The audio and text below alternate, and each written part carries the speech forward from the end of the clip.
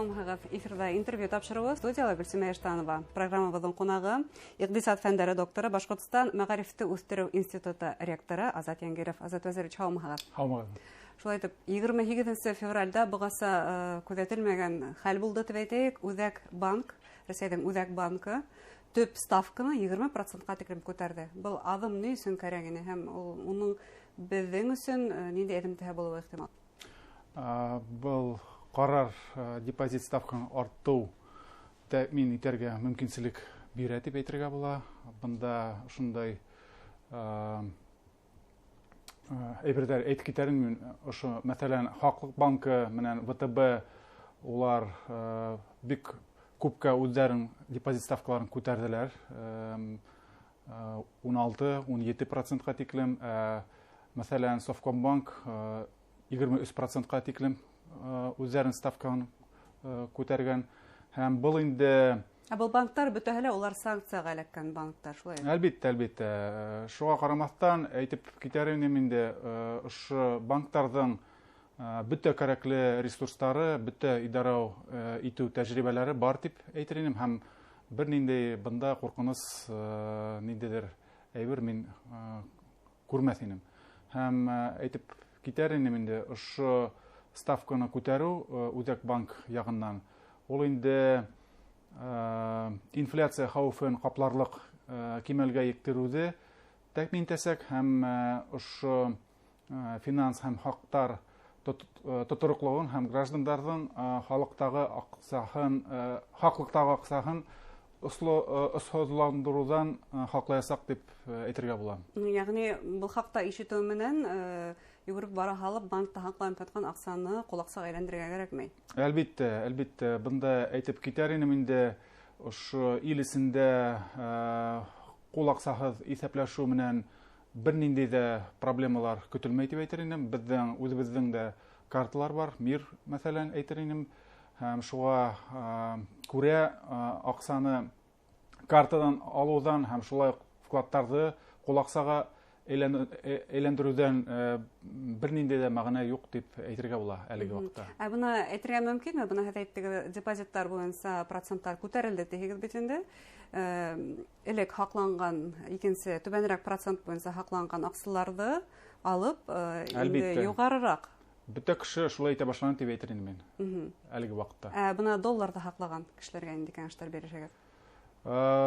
Бында һәрбер үзе әлбәттә карар инде.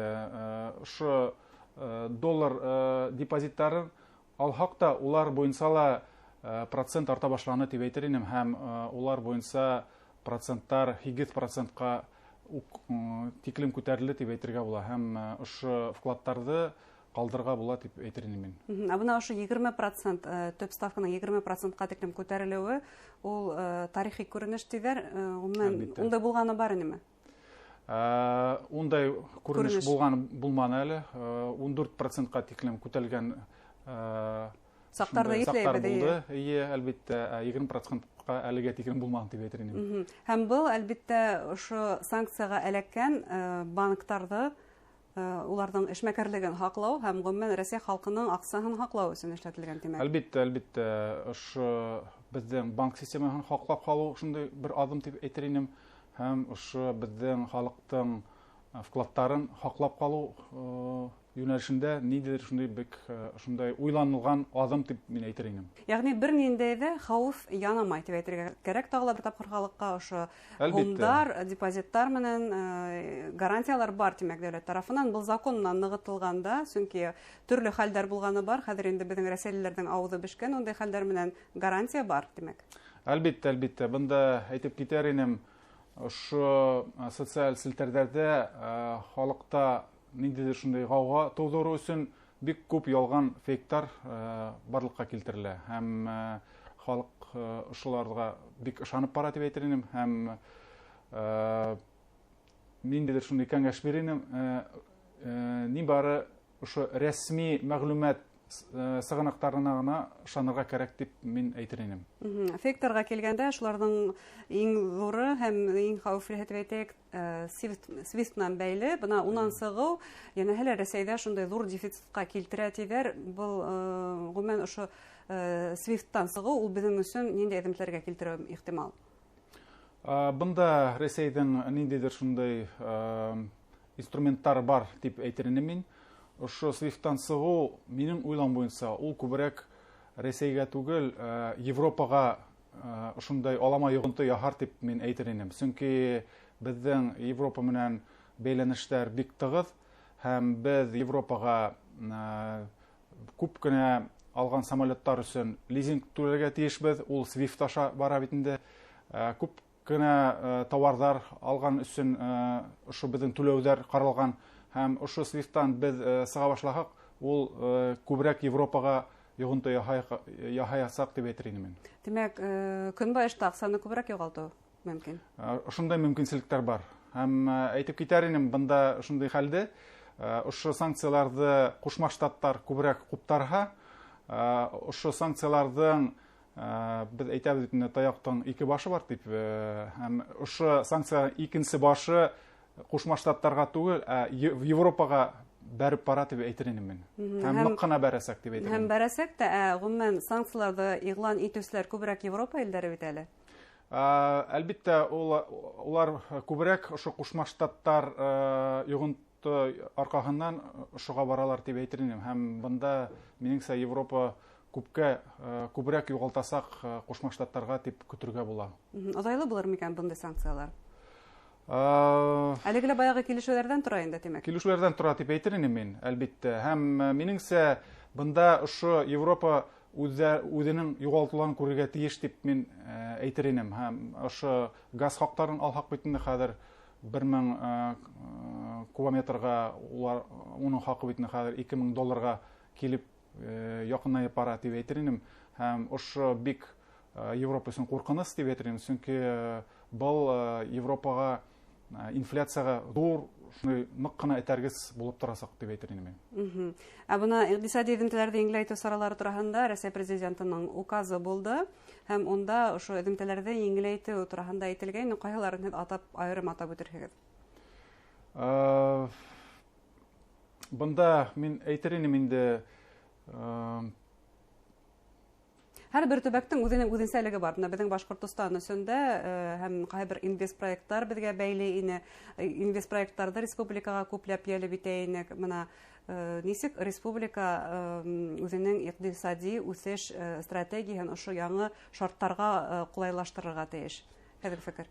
Минеңсә, беҙҙең Башҡортостан ул ошо коронавирус ваҡытында ниндәй шундай нығыу алған дип әйтер инем. Һабаҡ алды ҙур ғына. Һабаҡ алған. Һәм без шундай шарттарҙа эшләргә өйрәндек дип мин әйтер инем. Һәм ошоноң һөҙөмтәһе ул инде етештереү индексын без алһаҡ, 2021 йыл йомғаҡтары буйынса ул 7,7, 10,5% етте. Был Рәсәй күләмендә бик ҙур ғына шундай күрһәткес булып тора. Һәм ошо 2021 йылдың ғинуарының күрһәткестәрен алһаҡ, без бында 115%-ҡа ете алдыҡ ошо етештереү индексы күрһәткесе буйынса. Һәм был барыһы ла күрһәтеп тора инде, без ошо ауыр шарттарҙа эшләргә өйрәндек дип әйтер инем. Һәм ошо санкцияларға ҡаршы без ниндәйҙер шуны үҙебеҙҙең юлыбыҙҙы табырбыҙ дип мин бик ышанам.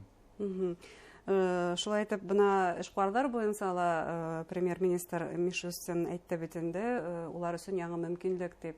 Ниндәй мөмкинлектәр дип күҙ алаһығыҙ? Бында мин ниндәйҙер шундай фекер әйтер инем. Иң шундай ҙур мөмкинселек ошо санкциялар тыуҙыра ауыл хужалығы өсөн.